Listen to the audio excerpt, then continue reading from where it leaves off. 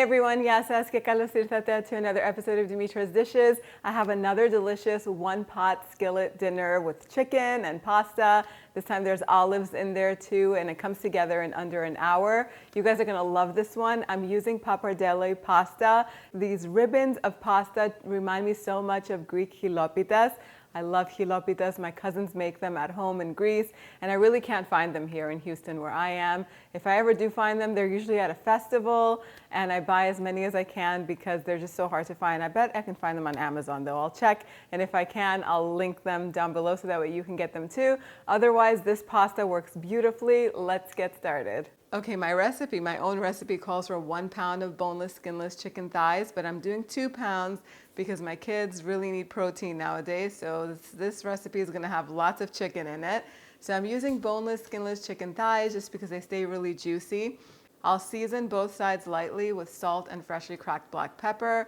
I have my pot heating over medium-high heat. I'll just add some olive oil to it and then put the chicken in an even layer in the pot and let the chicken brown for 3 to 4 minutes on each side. So when you go in to flip it, turn the heat off for a little bit, because maybe for 30 seconds. This is gonna keep you from getting burned because chicken does like to pop when it's browning in oil, and I don't want you to get burned.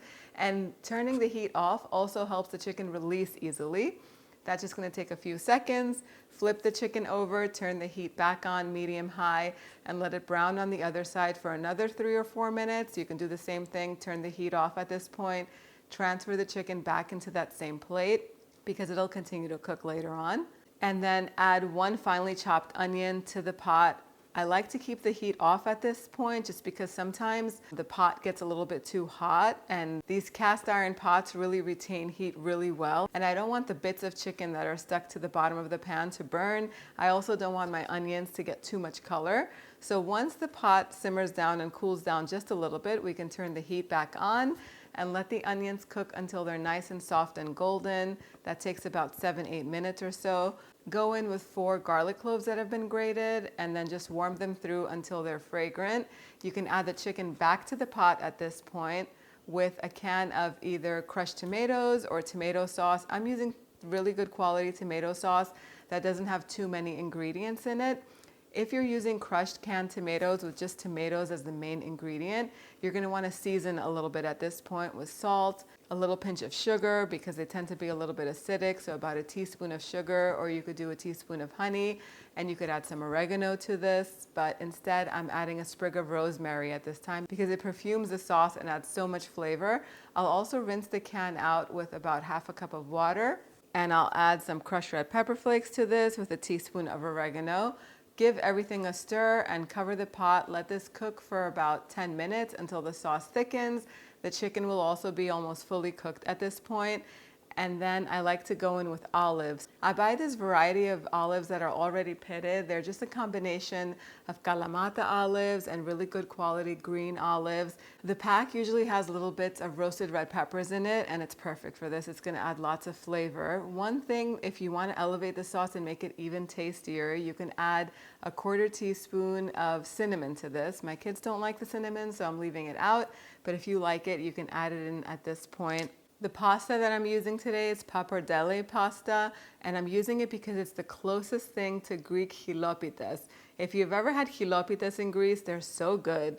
They taste a little bit like an Asian noodle, and they're homemade. They're just delicious. I can't really find them here, but these come really close. I'm using half a pound of them, and they're just gonna go in with 4 cups of water. I'll also season with a teaspoon of salt.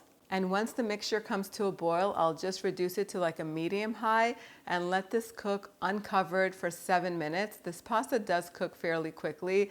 Go in every now and then once the pasta softens and just give it a mix so that way it cooks evenly and it doesn't stick to the bottom of the pot.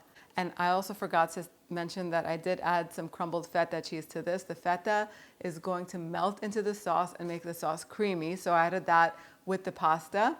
Turn the heat off, put the lid back onto the pot, and just let it steam in there for another 7 minutes. And that's gonna help the noodles cook. The sauce is gonna be at the perfect consistency. As a matter of fact, it looks like there's a lot of liquid in there now, but you know that pasta really soaks up the juices and the sauce, and there's not gonna be a lot of sauce in there at the end. The noodles are gonna be perfectly cooked. You can garnish this with some finely chopped parsley, but I serve it just like that, topped with some more crumbled feta cheese.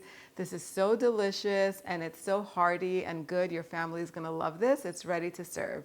And there you have it, dinner on the table in under an hour and has so much flavor. The chicken is tender, the olives give it that briny bite, the pasta soaks up all that rich tomato sauce. It's so good. Of course, I would top this with a little bit more feta cheese on top. Originally, when I put feta in the sauce, it's meant to melt in there because it makes the sauce a little bit creamy. So that's a little trick, and it also adds a little kick of salt. So do the olives, so take it easy when you're seasoning the chicken and the sauce as well because there is lots of salt in it. I hope you guys give this recipe a try. If you do, let me know what you think in the comment section down below. You can head on over to the website to print it out, dimitrasdishes.com. Thank you so much for spending time with me today. I'll see you all next time. Gracias.